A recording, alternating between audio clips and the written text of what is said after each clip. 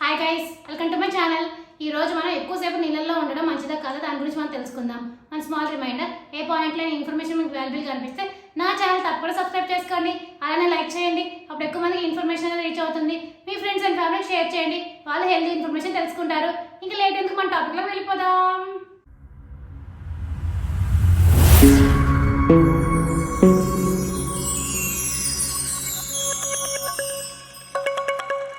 సాధారణంగా ఆడవాళ్ళు ఎక్కువసేపు నీళ్ళల్లో నానుతుంటారు. గిన్నెలు శుభ్రం చేయడం, బట్టలు ఉతకడం ఇలాంటివి చేయడం వల్ల ఎక్కువ శాతం నీటిలో తడుస్తుంటారు. దీంతో చేతులు, అరికాళ్ళు ముడతలు పడుతుంటాయి. ఇక చెరువుల్లో, సముద్రాల్లో ఎక్కువసేపు స్నానం చేసే వారికి కూడా ఇలాగే జరుగుతుంటుంది. అయితే అరిచేతుల, అరికాళ్ళ చర్మం చాలా సున్నితంగా ఉంటుంది.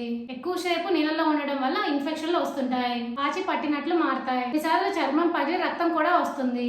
నీటిలో నడవడం, తరచుగా డిటర్జెంట్, సబ్బు, వాషింగ్ సోడా వంటి వాడడం వల్ల చేతులు, కాళ్ళు పొడిబారినట్లు అవుతాయి. చాలా మందికి పొక్కులు లాంటివి వస్తుంటాయి. అలాంటప్పుడు ఆహారంలో కారం, మసాలా తగ్గించుకోవాలి. అలాగే సులువుగా జీర్ణమయ్యే ఆహారాన్ని తీసుకోవాలి. నీళ్ళల్లో పనిచేసిన తర్వాత వెంటనే పాదాలను, చేతులను గోరువెచ్చని నీటితో శుభ్రం చేసుకోవాలి.